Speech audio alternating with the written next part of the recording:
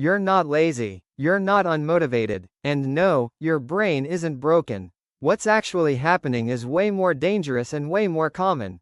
Your focus is being silently destroyed by something you interact with every single day, dopamine.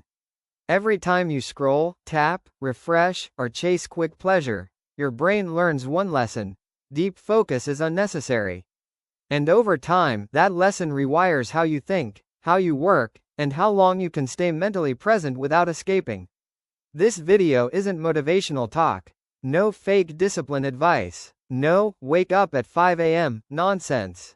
This is a brutal, scientific breakdown of how dopamine hijacks your attention, and why focusing feels harder than ever in the modern world.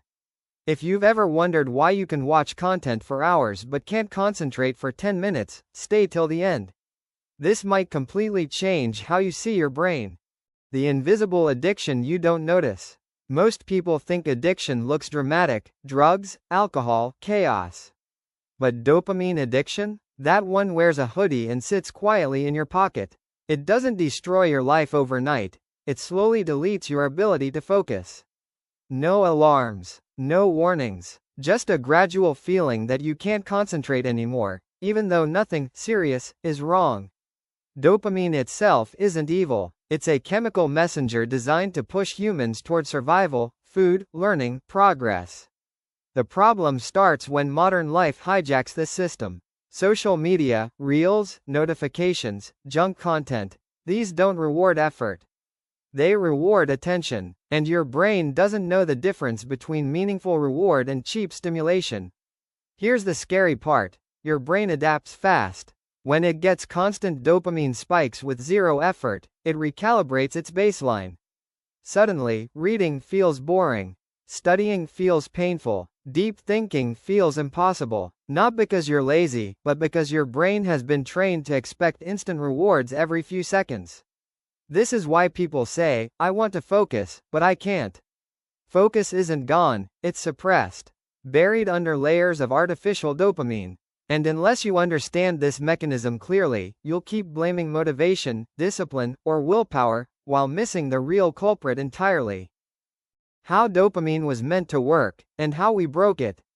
Originally, dopamine worked on a simple rule: effort first, reward later. You hunt, you eat. You study, you achieve. You struggle, you grow. Dopamine was released after meaningful effort, reinforcing behaviors that helped humans survive and evolve. This system built patience, focus, and long-term thinking by default. Modern technology flipped this rule upside down. Now it's reward first, effort never. Scroll, dopamine. Like, dopamine. Notification, dopamine. No struggle, no delay, no achievement, just constant chemical rewards for doing absolutely nothing productive. From the brain's perspective, this is a jackpot with zero cost. And the brain is brutally logical. If it can get high dopamine without effort, it will stop valuing effort. Why read a book when a reel gives more stimulation in 10 seconds? Why think deeply when surface-level content gives instant pleasure? Over time, the brain literally deprioritizes focus-heavy tasks. This is why focus feels exhausting now. Your brain isn't broken, it's economical. It has learned that deep focus is inefficient compared to cheap dopamine hits. And until that learning is reversed, no productivity hack, motivational quote, or discipline routine will save you. Why your attention span is shrinking without you realizing. People love saying, "My attention span is low." That's not accurate. Your attention span isn't shrinking, it's being constantly interrupted. Focus is a fragile mental state, and dopamine-heavy environments are designed to shatter it every few seconds. Your brain never gets the chance to stay locked onto one thing long enough to go deep. Every notification trains your brain to switch contexts. Message right pointing arrow, reel right pointing arrow, thought right pointing arrow, app right pointing arrow, another reel. This rapid switching feels normal, but cognitively it's expensive. Each switch burns mental energy. Over time, your brain associates focus with fatigue and distraction with relief. So the moment a task gets slightly uncomfortable, your brain escapes. Here's the brutal truth: distraction feels like rest, but it's actually stimulation. Real rest is boredom, silence, and low stimulation. But when your brain is addicted to dopamine, boredom feels unbearable. So you scroll, not because you're tired, but because your brain can't tolerate low dopamine states anymore. This is why people can binge content for hours but can't focus for 10 minutes. Their brain hasn't lost capability, it's lost tolerance for stillness. And without stillness, focus simply cannot exist. The focus-pain connection nobody talks about. Focus feels painful now, and that's not a metaphor. Neurologically, when dopamine levels are overstimulated, normal activities produce less reward. So when you sit down to study, read, or think deeply, your brain experiences a dopamine drop.